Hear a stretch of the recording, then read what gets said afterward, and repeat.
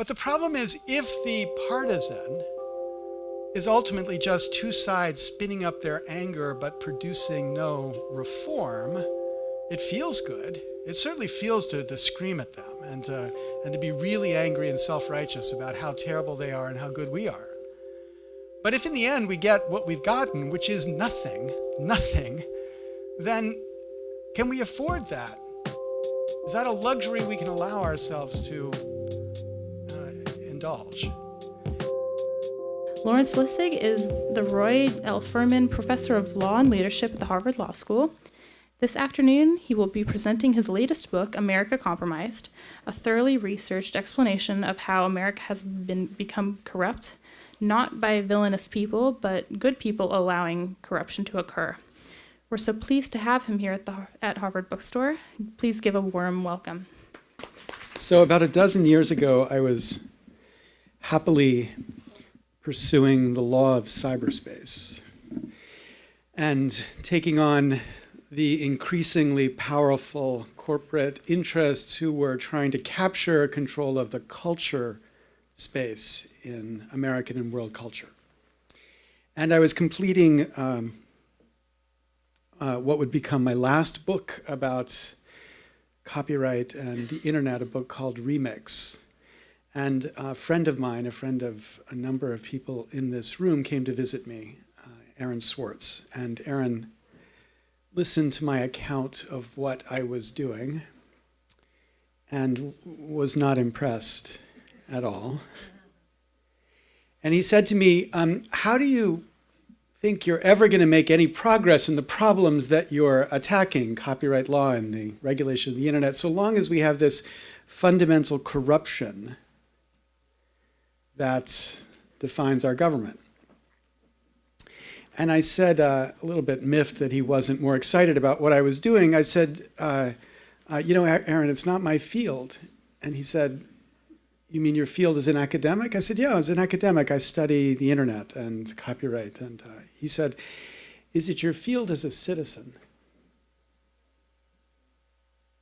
And it's a little astonishing to reflect back on the fact that that conversation that night ended with me deciding, with his encouragement, that I would give up my work on the internet and copyright, and that I would begin a project to attack this fundamental corruption of our political system. I announced it that summer. That fall, I gave a lecture at Stanford about corruption. And Aaron and I started the first of what would become many different organizations trying to rally people to this cause. Because of that shift, a dear friend who had invited me to Harvard 20-some years ago, Dennis Thompson, to whom the book is dedicated, invited me to consider coming back to Harvard to lead the Center for the Edmund J. Safra Center for Ethics. And I proposed the idea of running a lab for 5 years. I promised to be the director. The lab that would focus on this question of what I described as institutional corruption.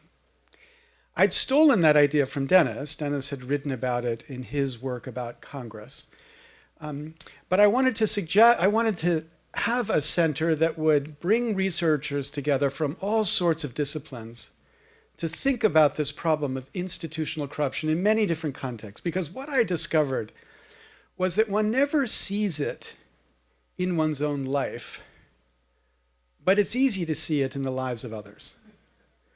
So none of us here are congressmen, I can tell, because I think I know the congressman here. So for us, it's easy to see the corruption of Congress.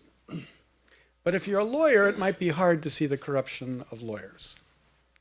Or if you're in medicine, it's easy to see the corruption of the media, but it might be hard to see the corruption within medicine. And so the strategy of this project at the Edmund J. Safra Center for Ethics was to pull together many different fields and try to find a common pattern of corruption so that when you surveyed across all of them, you began to see that there was a there, and there was something to address as a society in a fundamental way. And so that's what I did for not 5, but turned out 6 years. And so I'm happy to come back and to celebrate that work, which this book was meant to, in an important sense, introduce, because I draw upon, or you could say steal, the work of many of my colleagues at the center to tell the stories of these dynamics of institutional corruption. And I've described them in this book in different fields, starting with Congress, and then finance, and then the media, and then the academy, and the law. And then I wrap with some stories about some remedies that might address it.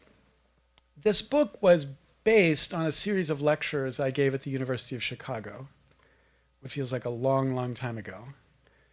It feels like a long time ago because I remember one would never have conceived that Donald Trump could be president at the time I gave these lectures.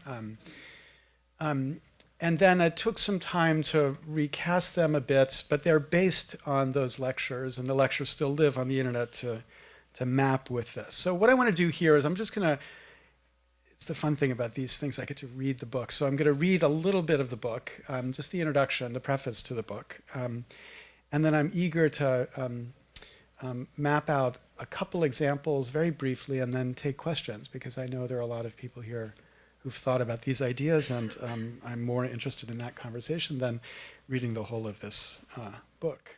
There is not a single American awake to the world who is comfortable with the way things are. Every one of us has a sense, if only a sense, that with our nation something is not quite right. Not that there was ever a time when everything was right. The history of America is the struggle for that, quote, more perfect union. But that history saw progress. This sense feels like the opposite of progress. Wages for the average American have not climbed in real or effective terms in almost 2 generations. We've not been as divided as a people since the Civil War. And many of us recognize that maybe for the first time in American history, we will hand to our children a less perfect union than the one our parents handed to us. In the land of kindergarten ethics, the only way to account for such a decline is to identify the evil that has produced it and attack it. The world is divided between right and wrong, between good and evil. Ethics, in this view, is the project of naming the good and the right so as to rally us against the wrong. The premise of this book is that this simple way of viewing the world leaves us unable to address the actual problems that confront America today. That there is a cause of the decline we now see, but that cause is not necessarily evil or even wrong. And thus, to remedy that decline, we need to nurture a sensibility that can see the flaws in even decent people and good institutions, and then rally a social or political force to step up and fix it, as we've known since Hannah Arendt, yet seem unable to keep within view. Evil is banal. To see it clearly, we must stop looking for evil and see the banal. That's not to endorse relativism or to deny the existence of right and wrong. There is evil in the world. There are people who commit murder or hide the danger of their products. There are politicians who sell their votes or shut their eyes when others do. There are adults who abuse children and men who abuse women. There are citizens who scorn the citizens who serve in the military or give allegiance to another political party. Added together, these people and the other people, however you define them as evil, do great and lasting harm. They should be caught and punished, maybe not as severely as America does, but certainly more consistently than America does. Yet the greatest harm in our society today does not come from these people. The greatest harm comes from the rest of us. We enable them. And the argument of this book is that the slow decay that we're seeing everywhere is the consequence of a simple compromise that most of us feel we just have no choice but to make. Growing up is learning to accept that compromise. It's what everyone does. It's what mature people recognize. We work in institutions that must survive. We have families we must feed. These truths steer us away from ideals. They guide us to build the world we now see. Sure, our kids wouldn't understand it. The compromises we make, we couldn't ever explain convincingly to them. But wait till they have a mortgage. Wait till they see the need to make just a little bit more to make things better. Then they'll see what we now know, and they'll join us as compromised too. Quote, "How did you go bankrupt?" end quote, asks Bill Gordon in Hemingway's The Sun Also Rises. "Gradually," Mike Campbell replies, "and then suddenly." We have entered the stage of suddenly. We are at a moment when a wide range of institutions have lost the public's trust because, as Russell Hardin would insist, we think of the term, we're at a moment when institutions have become less worthy of our trust. The institutions, as I argue here, are less worthy of our trust because they've given up a certain integrity that trust demands. No single book could even slow, let alone remedy this decline, but my hope is that a single book pointing to a growing body of diverse research might give us a way to speak of it. If we can name it and understand its nature, we can engage it and track it and possibly slow at least a part of it. That alone is my aim here. The purpose of this short book is to introduce a conception of institutional corruption. As I explain in an increasingly intricate way as we work through the wide range of institutional contexts, my belief is that we have allowed core institutions of America's economic, social, and political life to be corrupted, not by evil souls, but by good souls, not through crime, but through compromise. The argument of this book is that we need this more human sense of corruption if we're to even see the source of this loss and to have any sense of how to repair it. An introduction. For 5 years, I headed a research lab at the Edmund J. Safra Center for Ethics at Harvard that was focused on institutional corruption. The scholars who worked in and with that lab have produced an extraordinary range of scholarship, much of it much more careful and specific about the particular institutions that I describe here. My aim is not to displace that research, but to point to it. And my hope is not that you will leave this book condemning the institutions I describe, even if at times I myself am quite condemnatory. Rather, my hope is simply that you leave this book with a way of talking about whether these institutions are, in the sense that I described, corrupt. My purpose is to introduce a way of talking. It is not to provide the punchlines. And if this way of talking, deployed more carefully or knowledgeably than I do here, shows that my intuitions about the institutions I describe here are wrong, then wonderful. Prove these alarms false, and you will have deployed more carefully than I the concept that I mean to introduce. I don't believe these alarms are false, and while I am certain we could repair the institutions I describe, the repair will not come easily or quickly. John Kennedy told the story of Marshal Hubert Lataille, a French army general and colonial administrator in Morocco. He asked his gardener to plant a certain tree. The gardener objected that the tree would grow slowly and wouldn't reach maturity for a century. In that case, the marshal replied, "There is no time to lose. Plant it this afternoon." This project is the marshal's tree. It may well take forever to complete, but there is indeed no time to lose.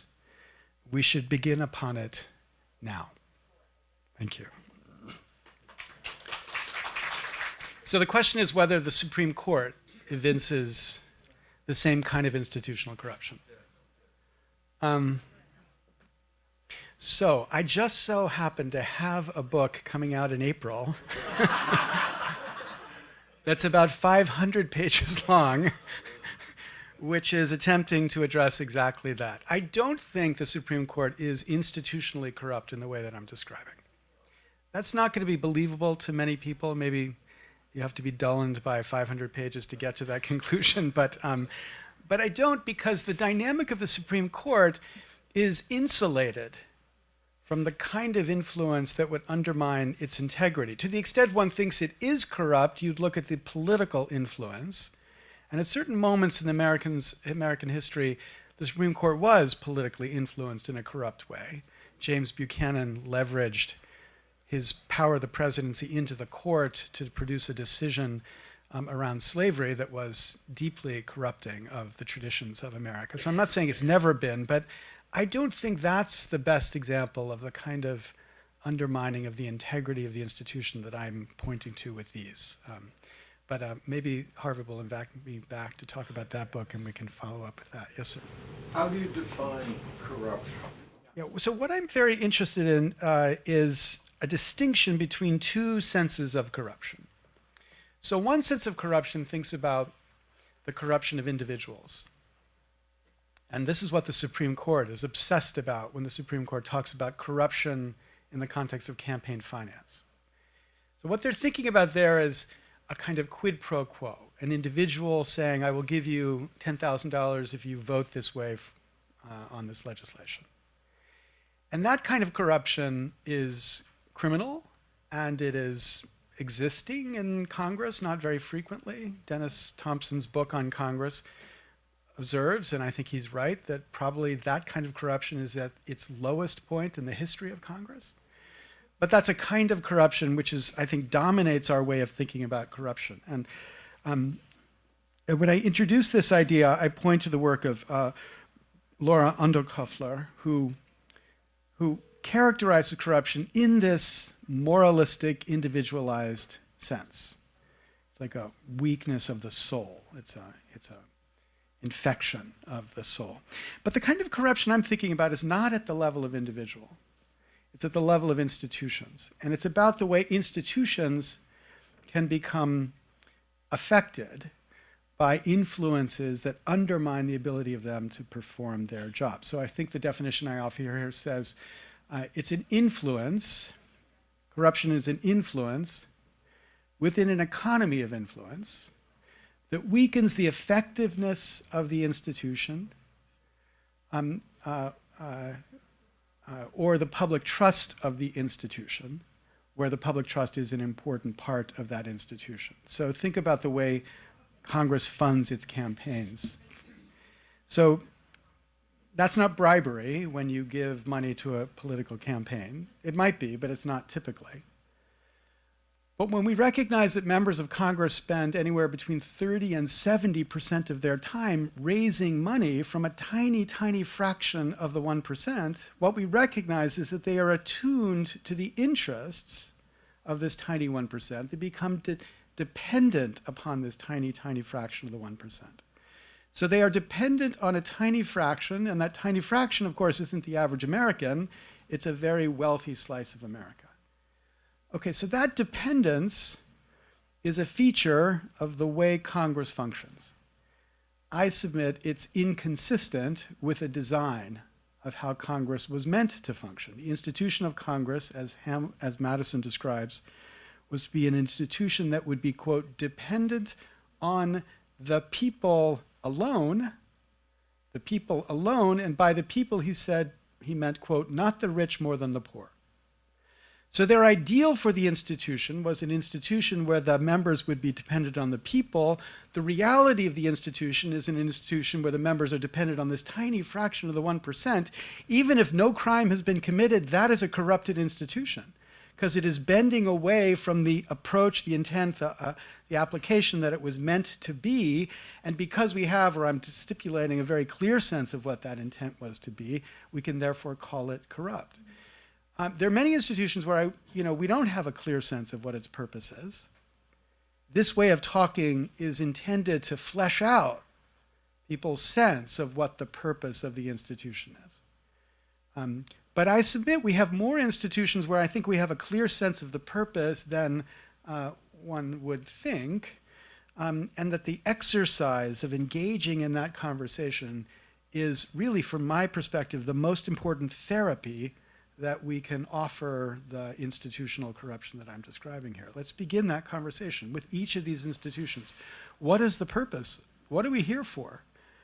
And if what the incentives of the institution have produced steer us away from that, then we should call it for what it is, not an institution filled with criminals, but an institution that has become corrupted. Many sociologists have talked about the loss of interconnectivity among Americans, for example, loss of faith in institutions. And so this leads not only to I don't care about the institution, but the institution then becomes free-floating and can become corrupted by the few people who do care about it. Yeah, I think that's one way to think about it. I tell a story which I hadn't had in the original lectures here, really triggered by a really great book by Jesse Eisinger called The Chicken Shit Club.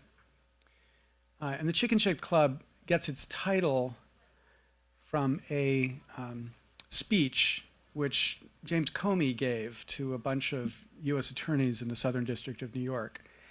And he was trying to inspire these attorneys, so he said to them, how many of you have never lost a case? And a whole bunch of these young attorneys sort of raised their hands, eagerly identifying themselves as people who have never lost a case. And he said, you guys are members of the Chicken Shit Club. If you've never lost a case, you're not fighting hard enough to enforce the law.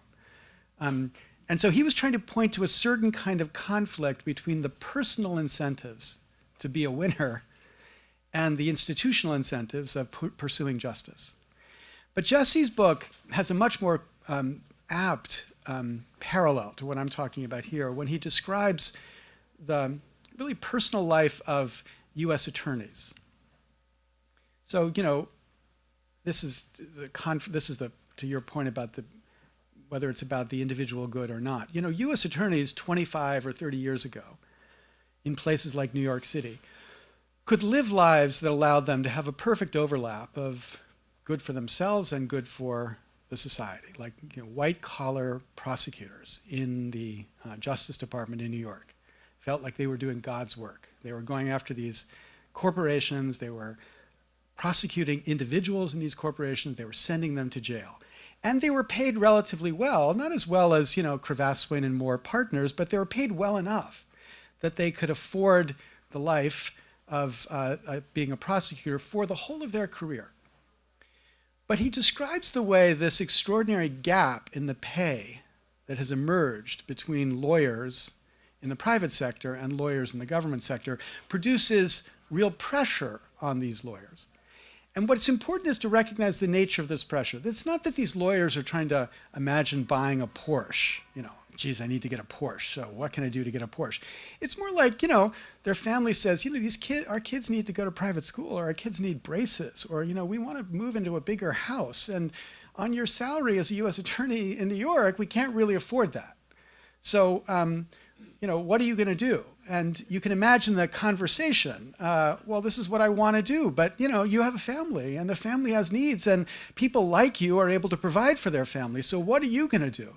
And what he describes in this story, it's really quite poignant, is how it drives these lawyers to adopt a different strategy in their prosecution of these corporations, because these lawyers develop a different business model for their career. They're not going to be lawyers for the whole of their career in the Justice Department. They're going to be lawyers for a number of years, then they're going to pivot out into private practice. And when they pivot out to private practice, they're going to want to be hired by the very same firms they are now prosecuting. Well, how do you get hired by the firm you're prosecuting? You be a nice prosecutor.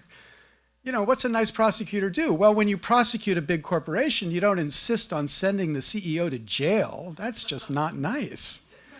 What you do instead is you say, well, let's see if we can get a settlement. You don't have to admit any guilt, but a settlement. And then you pay us some money. Of course, it's a tiny fraction of the harm you've caused, and it's still profitable for you to cause that harm. But the world will see that you've been forced to come to account, and everybody's happy. We just draw up the settlement, we come into court, we get the court to say it's okay, and then that's the end of the matter. And you're better off, and we're better off, and we can move on to the next case.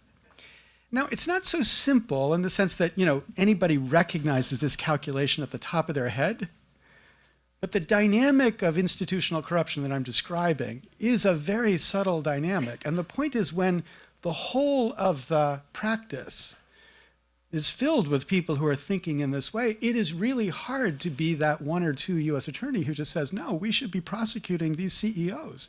And Jesse's book is a really poignant account of a couple of them who really struggle to continue to do justice in the old-fashioned way and are overruled by the Justice Department, who doesn't want to do justice in that way. So, Jed Rakoff, who's a judge, who was a judge in the Southern District, wrote a really fantastic article about the astonishing fact that there were no prosecutions of the people who brought about the 2008 financial crisis, as compared to the savings and loan crisis, where the Justice Department went crazy prosecuting real people who were sent to jail, like real CEOs and real executives who were sent to real jails. I mean, country club jails, but still, they didn't have their cell phones in their jails. And he asked, what is that about? And I think Jesse's book is a perfect account of what's that about. Nobody can afford to poke the eyes of these institutions, both the financial institutions and the lawyers defending them, because of their personal interest here. Now, nobody feels good about that, but what's interesting is they all would have a justification for it. Like, my kid needs braces. It's not about my Porsche, it's my kid needs braces. Or we need to move into a house with a yard. And that's the dynamic that I think is ultimately the hardest to check, because, of course, perfectly decent motivation there. And it's the motivation we want people to have, yet it's what perversely leads to. I wonder, though, I've just been so aware of the power of worldview and ideology and the delegitimizing the public sector, which is, of course, there to enforce and to ensure that ethical standards are met and that corruption doesn't happen. So if we're dissing government, then we're setting ourselves up for this kind of corruption. And I wonder how your work deals with that factor of ideology, in this case, the very deliberate for the last 40 years, delegitimizing government. So I don't have a section where I'm thinking about that, but I think it's a nice extension of the analysis, because I feel like I'm selling other people's books here. So there's a really great book by Michael Lewis that just came out called The Fifth Risk, which is the account of the Trump administration taking over the administration of our government. And through the stories that he tells in the way that only Michael Lewis can tell stories, you have this visceral sense of the urgency and centrality to what our government does to maintaining safety and health and prosperity of the nation. And it's all invisible, and it's all under the surface, and it's all by these non-political government servants who, work for less than what they otherwise would be paid to do really critical things. Like, for example, he talks about how the Energy Department has control over all of the nuclear material that exists in the United States. It's a really important job. And when the Trump administration came into office, the expectation was, because this is what happens in every administration, that the day after the election, they would show up at the Energy Department to begin the transition. Of course, their whole department's prepared. They've literally been working for a year to put together the transition. And nobody shows up. A week later, a month later, nobody shows up. Finally, when they show up, a guy's there with a yellow pad. He just wants a list of the people who believe in global warming. That's what he wants. And he describes how the CFO, who is in charge of all of the sites that have these nuclear materials, is told he has to leave because he was thought to be a global warming believer and Democrat. And so he's eager that somebody comes in to know what he does, because it's a pretty important job. But in the end, nobody shows up. He just walks out of the building. And eventually they replace it with somebody who doesn't necessarily know anything that's going on here. And throughout this story, you get a really strong sense of how we've lost an appreciation for the really critical role that government plays. Like the Reagan rhetoric from his first inaugural, that government is not the solution, government is the problem, has become endemic to our culture. We just, Reagan might have been saying it because he had a kind of crude libertarianism. Many people embrace it because they have a kind of belief that government is just corrupt and inept. Both of those are part of an ideology that weakens the capacity of government to do its job. So understanding the institutional corruption here is understanding what is driving us to adopt that. Because understanding the consequence of adopting that is to recognize the way it defeats the ability of government to play the crucial role that it plays. So the question is, what can the average citizen do? And so there are no 6 parts to prosperity at the end of this book. Because the truth is, I've come to a place where I really despair of whether there is something we can do right now. I mean, I've got another work that I hope comes out in the fall, which is more about the democracy state, like what can be done here. And there have been lots of people. I mean, Frankie and Adam here have a really wonderful book, which is called Daring Democracy, which is the story of people taking up these fights and really doing, what the stories are surprising successes in like bringing about these reforms. But what's, the sad part of this story is to see how pervasive this dynamic is. And in the end, I try to identify one way of seeing why it's here. And maybe this is the best I can offer as an answer. When I gave these lectures, I didn't have this punchline. But as I was reworking the material, by the end I came to the view that there's a deep connection between all of these problems and the economic inequality we've allowed to develop in this society. Because think about that dynamic. Again, think of the dynamic of the lawyer. If the lawyer goes to a law school, at law school they're all equal. And then some go out and they're public defenders, some go out and they're government prosecutors, some go out and they're partners at Cravath, Swaine and Moore. And the gaps then become kind of measures of their own success. And you think, that guy was an idiot. How come he's making $1 million a year? I'm as good as that guy. And you begin to have an internal sense that you've got to keep up. And if you don't keep up, there's something wrong. But to keep up often requires bending the function or the purpose of the institution. That's the driving force of the corruption that we're talking about here. And in the end, I say, I don't know whether we can solve these problems if we don't think about solving the equality problem first. So, both Elizabeth Warren and Alexandria Ocasio-Cortez have recently been talking about a massive tax on income, and Ocasio-Cortez says this is not so much about raising revenue, it's about addressing inequality. And that is, I think, precisely the frame we have to bring to this. This is about addressing inequality and recognizing that the Horatio Alger myth is a myth in America, that in fact, the opportunity, we told ourselves in a kind of post-Rawlsian world that we would allow the inequality so that it would encourage the growth. This is the price we paid for the economic growth or the opportunity for people to progress. That's just bullshit. Countries with much greater equality have much greater opportunity for people to climb the social hierarchy. America doesn't offer our lower middle class or middle class people the chance to climb anymore. That just doesn't happen.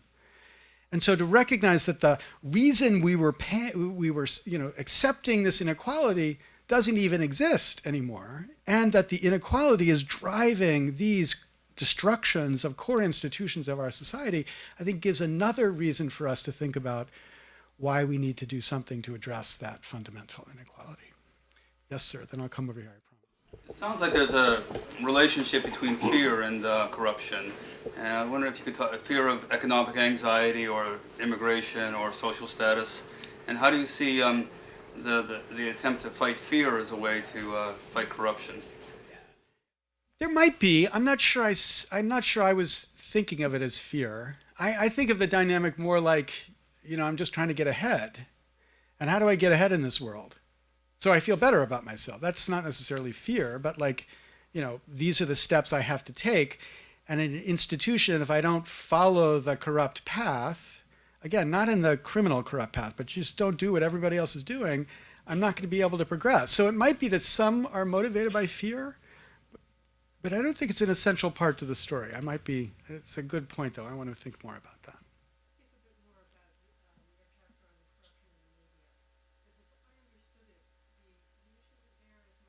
So one of the things I used to think, or I used to say, I'm not sure if I thought it, but I said it, was that we had to fear the fact that we had massive concentration in the media. But I think one of the most important factors of our current media environment is the intense competition that exists for attention span. And that intense competition manifests itself in institutions of media that don't have the opportunity to push back against government or to drive the message or the story in a way that helps the public understand if that direction is not the most profitable direction to get eyeballs to their television stations. So in a world where everybody is watching one of 3 news shows every single night, and the news is right down the middle, there's a kind of way the story can be told that's very different from the world today where, cable TV stations are fighting to have 400,000 people in the nation watching them at a particular moment. We can leave why to one side for a minute, but I spent a lot of time in cable news stations in August of 2015. This is just when Trump is beginning to be everywhere. Every one of those news people who I was talking to in those news stations would complain that Trump was on the television 24/7. And I would say to them, how can you complain? You're putting him on television 24/7. And they say, we have no choice. We don't put him on our station, let's turn to another station, right? So this was an example not of media moguls who were driving their candidate to be number one. These were ferociously competitive companies that had no choice but to cover what turned out to be the worst possible thing to be covering from the standpoint of helping America come to understand the issues that they needed to understand. I tell a particular story in the book, I think this is what you're triggered off of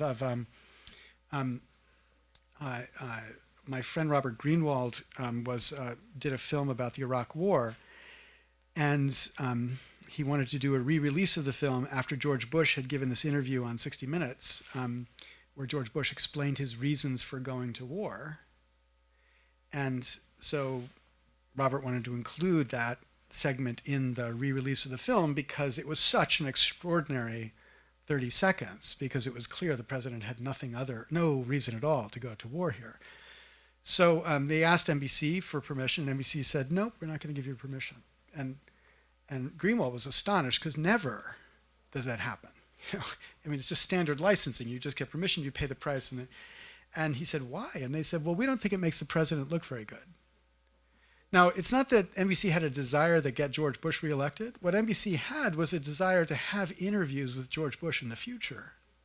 And so again, this dynamic of competition was driving them to behave in a way that was not consistent with their role as people telling the news. It was consistent with their role as maintaining their economic status in the context of this competition. And the question this chapter tries to raise is, to what extent can we have our ideals of the news that we inherited from broadcast democracy of the 1970s and 1960s, to what extent are they consistent with an economic and technical reality which has infinite competition that will drive them away from covering, the sort of things that ought to be covering? That, in the end, talk about depressing. That, in the end, turns out, I think, to be the most depressing part of this story, because, if there's no constitutional way to deal with most of that problem, and so what do we do if we can't deal with it? Yes, sir.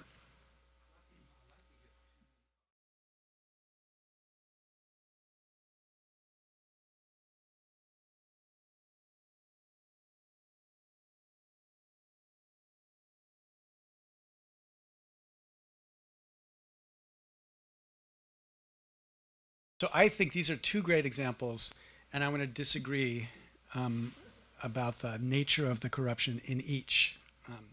So with the first example, there was I wrote a story once about, when it was, when Obama was running against Romney. And we had this amazing parallel script that Obama was speaking and Romney was speaking. And basically, Obama and Romney were saying exactly the same thing. They were promising exactly the same thing, point by point, all the way down. Slight changes in the way they would phrase it, but the underlying substance of the arguments in each of these cases was exactly the same. Why was that? Well, on your account, it's because there was a conspiracy. There was somebody back there who was like manipulating Romney and Obama. But what actually was happening was they just did the polls, and they knew exactly who they were trying to win. They knew exactly the 2 million people in America who were going to decide that election and what they had to say to those 2 million people. And those polls directed the message precisely targeting that. And then Obama ultimately succeeded because Romney tripped over the 47% debacle. Okay, so what that's showing, I think, is exactly the kind of dynamic that, again, I was talking about when we were talking about media. It's like if you turn yourself over to what the research is telling you must be speaking about, you're not a journalist anymore. You're not a presidential candidate anymore.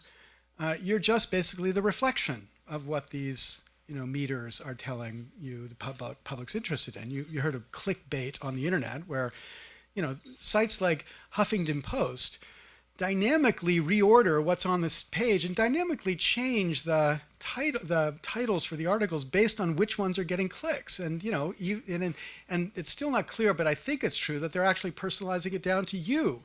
So if I sit down and look at your Huffington Post page, I'm going to learn a lot about you based on what's up at the top and what's not. And this is all just driven by the algorithms of interest.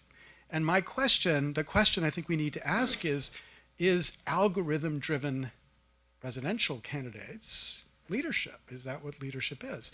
Now, on the second story, it's the same dynamic, I think. It's, I think, terrifying. The only out this president has is war. I mean, he has been, in some sense, incredibly restrained for a Republican about war. But, he's in a corner, and what else is he going to do now? So war is his option. The Middle East has kind of been there, done that. We're not going to do that. It's clear he's been convinced you can't drop nuclear weapons on North Korea, so he's not going to do that. Venezuela looks fun, right? Why not? So you have this crazy man Bolton standing up there at a press conference with a yellow pad that says 5,000 troops in Colombia. This is not an accident. This is all signaling what they're thinking of. And so, yes, the news ought to be covering it right now because, for God's sake, the idea that we would do that again is outrageous. I mean, haven't we learned anything in 60 years? No.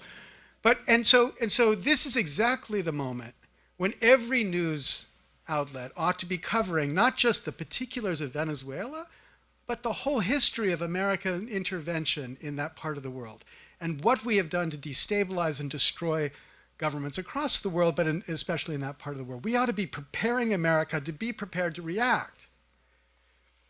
But the media will only do it if it pays.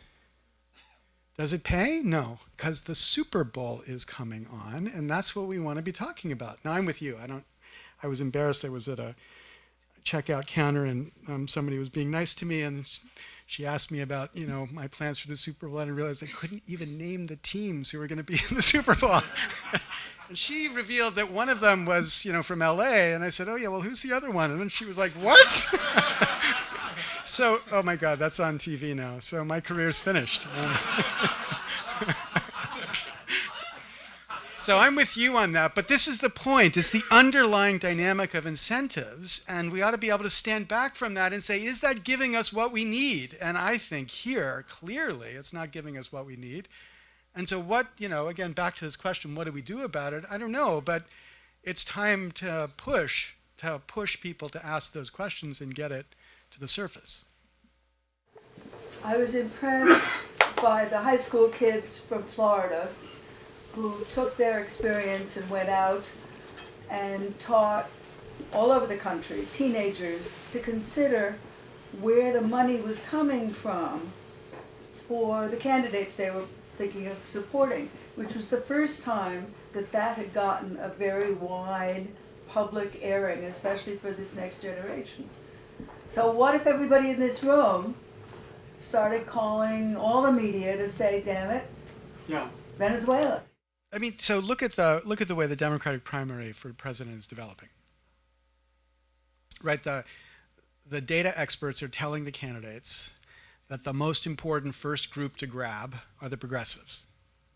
And the way you grab the progressives is you walk around and you promise things that you know progressives want. Tax the rich, single-payer health care, all these things which, of course, my own view, I'm very progressive, I would love to see lots of these things. But my own sober view is none of these things can happen until we address the fundamental corruption of our democracy first.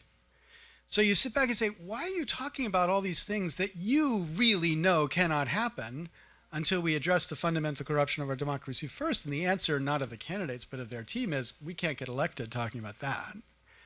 We can only get elected talking about the things that will...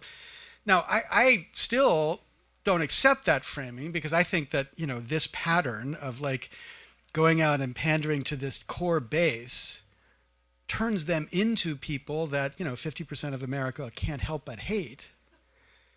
Whereas, you know, if they would go out and they talk about the corruption issue, that's an issue which 98% of America is on the same side of. Like, there's a place where we could build real common ground, but the project of getting elected in primaries in America doesn't allow you to focus on the end game. You have to focus on the steps to get there, and those steps, I think, are ultimately destructive. So that's the same kind of dynamic. We see them guided in an obvious way, but is it a way leadership would direct? And, you know, I fear we're going to get to the, you know, we're going to get to the end of this cycle, and we're going to be confronting not the opportunity to fix these fundamental problems, even if you are successful in beginning a revolution right in this room of getting people to call the news media and getting them to call the candidates, because they will not have defined the election in those terms, and so therefore, when they are elected, they're not allowed to demand that Congress respond in those terms. Yes, sir. The notion that the future is bleak, right, or relatively bleak, it seems to me like essentially a white middle class experience. Because I'm an immigrant and I look at, say, okay, yeah, US is a good deal for me and my family, you know, to stay here and make life here. Or if I'm a descendant of a slave, I said, you're fine, it's not perfect, but we have made some progress. So are you capturing in your work the full story of an American experience, or is it talking to a particular segment of the US society? I guess it would be stronger if you could say African Americans in America were getting better off, and it's just white people we're talking about are getting worse off. But, you know, the extraordinary vote suppression we just saw in 2018 and in 2016 is evidence not of a political system rewarding, you know, people who are working their ways up. It's a political system working as hard as it can to keep people down. And so I wouldn't say that, you know, the Black Lives Matter movement people would be here celebrating the optimistic future. They would be here demanding changes to bring about an optimistic future. But I do think your way of framing it captures something. You know, again, I'm not thinking a camera is going to catch me say this, but here it is. You know, the reality is you take people like me, 50-some-year-old white males. When we were growing up, every hero was a white male.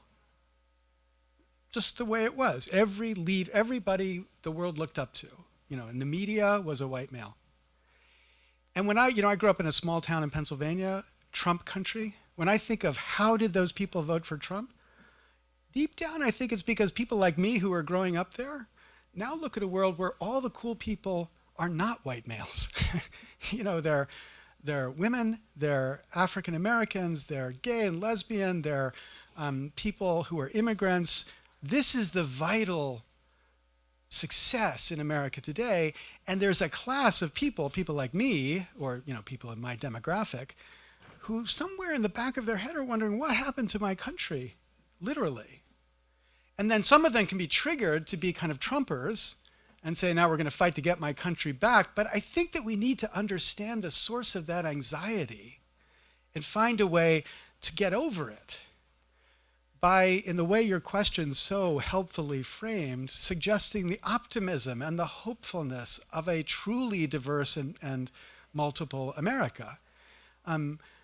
Because, part of what this book points to in a couple places, and it's certainly what I believe, is that there's like two channels in the American story. There's like the America of Hollywood or Silicon Valley or Nashville, Tennessee, that's creative and beautiful and amazing, that does stuff that nobody else does, and we can look at it and be extraordinarily proud. And that part of America, you want to say, how could you ever be pessimistic about that? It's extraordinary creativity and innovation, and that's something that nobody should second guess. And I agree with that. It's just there's this other channel too. The channel that's failing our children, that leaves, Ohio and Pennsylvania and the rest of the Rust Belt desperate and addicted. And addicted, the opioid story is should have been a chapter itself. It just came too late in the story. But the opioid story is, I believe, the best example of this corruption. The money that was spent to get the regulators and Congress to subsidize the distribution of this addictive drug is astonishing. And of course, people with hopeless lives, and again, this is a white male problem significantly, are open to this kind of addiction, and they get grabbed into this addiction. So there's the great channel, and then there's the hopeless channel, and these are two channels in the same network. And you're right, this talk so far has not been emphasizing the first one, but that's because I believe we have a lot to think about with the second. I'm frustrated because the media, the organizations, the internet, I get flooded with, and I seek them out, information about what's going on and what's real and what isn't and what can I do. And I'm just wondering if there are, in your mind, any organizations, not-for-profits or whatever, that are working to improve the situation that we ought to get behind. And the problem for me is that it's fragmented. And it would be great if somehow we could coalesce all of these organizations into a huge force and move forward. So I don't know if you heard the story of Michigan's effort to end partisan gerrymandering. Basically a 20-something-year-old woman who one day just sent a Facebook post. Does anybody want to work on partisan gerrymandering in Michigan? Katie Fahey. And within a couple days, she had organized a little army, and then that army was able to get a ballot measure on the Michigan ballot, which took an extraordinary amount of work. 4,000 volunteers around the country getting signatures around the state, getting signatures in every county. And the constant ethic of that movement was, this is not partisan. If you want to be part of our movement, never use the word Republican and Democrat. This is not about making it so the blues can win and the R's and the Reds can lose. This is about being citizens first. And and that dynamic is fundamental. There's a similar story you could tell about the fight in Maine to get ranked choice voting, which again was a movement led again by primarily a woman, but a whole bunch of other people who pushed to get this on a ballot, and then it got passed, and then the legislature vetoed it, and then they had to have a people's veto of the legislature's action, and then the court struck down part of it, and they had to push to get it through. It was an amazing story, but there too, from the very beginning, there was a rule. This is not partisan. We are not Democrats, we're not Republicans, we are Americans. So there's one class of organizations that tries to work in that way. I run one. My friend Adam back here, Adam Eischen is the local organizer for this group called equalcitizens.us, and we focus on problems that we think are genuinely cross-partisan, fundamental reform issues that we're trying to get people behind. But the reality is there's also another channel of reform. Alexandria Ocasio-Cortez is not nonpartisan. There is not a moment when she's talking about how do we build a common movement with the Republicans. What they are doing is trying to wage war against a party they believe is destroying America. And that action is actually much more vital in American politics today. And in some ways, I'm so torn about which of these two kinds of activities to support. Well, maybe both. But the problem is, if the partisan is ultimately just two sides spinning up their anger but producing no reform, it feels good. It certainly feels to scream at them and to be really angry and self-righteous about how terrible they are and how good we are. But if in the end we get what we've gotten, which is nothing, then can we afford that? Is that a luxury we can allow ourselves to indulge? And I have been practicing much more of the cross-partisan life than the partisan life. Not because, well, I certainly have no patience for the Republicans in Washington. I think, the Dark Lord, Mitch McConnell, is the focus of evil in the modern world, and I think we ought to understand that. I mean, he is the single source of almost everything awful about the problems that I've been talking about with money in politics. So it's not like I think Republicans in their nature are good, but ordinary voting Republicans, I think these are Americans. These are great. These are people we ought to be able to engage, and that the challenge of engaging them is harder. The challenge of building that kind of movement is harder. But I ultimately think it might be the harder movement that is the more successful, even if it doesn't feel good and even if it doesn't get 4 million likes on Facebook within the first 10 minutes of posting, whatever you post. Okay, one more question. A lot about taking corruption out of politics, but I've never heard you write about the campaign system itself. Some people believe that having so much campaigning, we have all the Cory Booker announcing today, but there's no voting for a year, might lead to voter fatigue and people becoming disinterested in politics. Do you think this is something worth addressing, and should we involve this in any comprehensive campaign reform? I would love the world where we didn't have 4-year-long campaigns for the president. Absolutely. The reality is that world is not permitted given our First Amendment. Now, we could talk about amending the First Amendment, and, when I teach constitutional law, we talk a lot about how to change the First Amendment. But that's not going to happen in the short term, or the medium term, or maybe the long term. So the idea that we're going to have the ability that other countries do to say political campaigns will be 6 weeks is just not on the table for us. And so I think we have to think about reforms that take for granted that that there will be these long campaigns. Now, there are indirect ways to try to achieve some of that. So the most important reform that Congress could pass tomorrow is public funding of public campaigns. And if you are listening to a politician who does not utter those words, you should say you are not an honest politician. You cannot believe that what you're trying to push is possible until we get public funding of public campaigns. Yeah, please, thank you. But if we had public funding of public campaigns, and my favorite version, Ro Khanna, who's a really fantastic progressive from California, has introduced a bill that would give everybody vouchers. Everybody have like a $50 voucher they could use to give to candidates to fund their campaigns. That would be a sea change in the way candidates raised money. They would be raising money from everybody, not the tiny fraction of the 1%. But you could begin to build into those schemes conditions that said, okay, but the campaign only runs from June 1st of the election year through the election. Like, that's the only time you can get this money. So we could begin to build some rationality into the system indirectly, but in that world, still the Supreme Court's going to say that the Constitution guarantees that somebody has the right to run their own system independently of what the public funding offers. So we are restrained in America because of our First Amendment, and some think that's great. Others think that's terrible. I just think that's a reality to be dealt with, and we have to accept it and move on to solving the problem. I'm so grateful that you came out today. Thank you very much.